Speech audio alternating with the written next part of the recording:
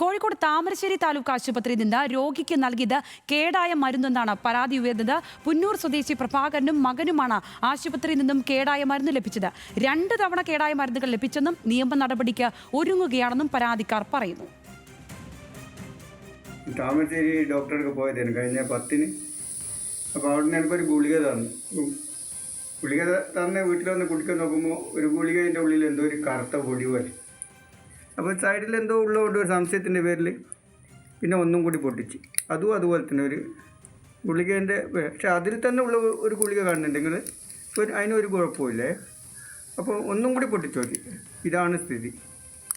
അപ്പോൾ ഒന്ന് നമ്മളെ ഗവൺമെൻറ് ആശുപത്രിയിൽ തന്നതാണ്. അത് ജനുവരി 2025 ഉണ്ടാക്കിയതാണ്.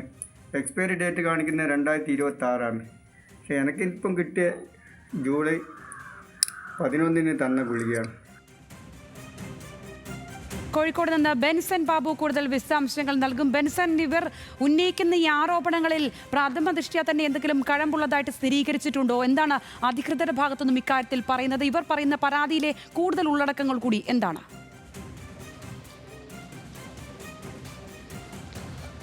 സംഗീത, താമരശ്ശേരി താലൂക്ക് ആശുപത്രിക്കെതിരെയാണ് ഇത്തരത്തിലൊരു പരാതി ഉയർന്നു വന്നിരിക്കുന്നത്. ഇക്കഴിഞ്ഞ ജൂലൈ 10 പ്രഭാകരൻ, അദ്ദേഹം കൂനൂർ സ്വദേശിയാണ്, വടകരയിൽ ഒരു സലൂൺ നടത്തുകയാണ്. അപ്പോൾ ഒരു ദിവസം രാത്രി വടകരയിലെ കടയടച്ചതിന് ശേഷം വീട്ടിലേക്ക് വരുന്നതിനിടയിൽ തെരുവുനായ കുറുകെ ചാടുകയും വീഴുകയും കാലിന് പരിക്കേൽക്കുകയും ചെയ്തു. ഇതിന്റെ ചികിത്സാർത്ഥമാണ് താമരശ്ശേരി താലൂക്ക് ആശുപത്രിയിൽ എത്തുന്നത്. അവിടെ എത്തി 10 ഇദ്ദേഹം ചികിത്സ തേടുന്നു. അവിടുന്ന് മരുന്ന് വാങ്ങുന്നു. അവിടെ നിന്ന് ലഭിക്കുന്ന മരുന്ന് വീട്ടിൽ കൊണ്ടുചെന്ന് തുറന്നു നോക്കുമ്പോഴാണ് ഇത്തരത്തിൽ ഗുളികയിൽ ആദ്യം കുറച്ച് കറുത്ത പാടുകൾ കാണുന്നത്. ഉപയോഗിക്കാൻ കഴിയില്ല എന്ന് മനസ്സിലാക്കി ഇദ്ദേഹം പിറ്റേ ദിവസം ജൂലൈ 11 തിരിച്ച് വീണ്ടും താലൂക്ക് ആശുപത്രിയിൽ എത്തുകയും ഇത്തരത്തിൽ കേടായ മരുന്നാണ് ലഭിച്ചത് എന്ന് പറയുകയും ചെയ്യുന്നു. അപ്പോൾ ആ മരുന്ന് അവർ റീപ്ലേസ് ചെയ്ത് മറ്റൊരു മരുന്ന് അല്ലെങ്കിൽ അതിന്റെ മറ്റൊരു ബാച്ച് നൽകുകയായിരുന്നു ഉണ്ടായിരുന്നത്. അതോടൊപ്പം തന്നെ അന്നേ ദിവസം തന്നെ ജൂലൈ 11 തന്നെ പ്രഭാകരനോടൊപ്പം അദ്ദേഹത്തിന്റെ മകനും ആശുപത്രിയിൽ എത്തിയിട്ടുണ്ടായിരുന്നു. ഈ മകന്റെ ഒരു അലർജി ചികിത്സാർത്ഥമായിട്ടായിരുന്നു എത്തിയിട്ടുണ്ടായിരുന്നത്. അങ്ങനെ ലഭിച്ച മരുന്നുകളാണ് വളരെ അധികം ഉപയോഗിക്കാൻ കഴിയാത്ത തരത്തിൽ കേടായ അവസ്ഥയിൽ കണ്ടെത്തിയിട്ടുള്ളത്. ഈ മരുന്ന് വീട്ടിലെത്തി തുറന്നു നോക്കുമ്പോഴാണ് നമ്മളിപ്പോൾ ഈ ദൃശ്യങ്ങളിൽ കണ്ടതുപോലെ ഓരോ ഗുളികകളും അത് ഉപയോഗിക്കാൻ കഴിയാത്ത നിലയിൽ പൂപ്പൽ പിടിച്ച് പൊട്ടിയ നിലയിലായിരുന്നു ഉണ്ടായിരുന്നത്, വീർത്ത് പൊട്ടിയ നിലയിലായിരുന്നു ഉണ്ടായിരുന്നത്.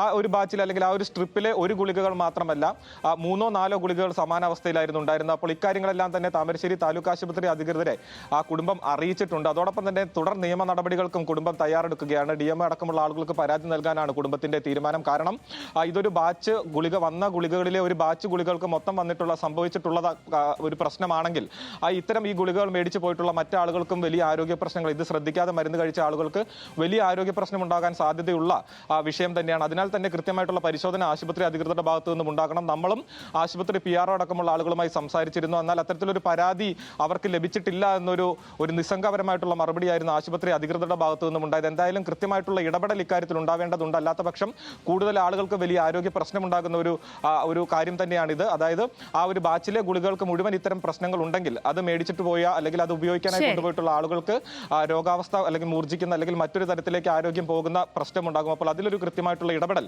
ആശുപത്രി അധികൃതരുടെ ഭാഗത്തുനിന്ന് ഉണ്ടാകണം. പരിശോധന കോഴിക്കോട് നിന്ന് ബെൻസൺ ബാബുവാണ് വിശദമായ വിവരങ്ങൾ പങ്കുവച്ചത്.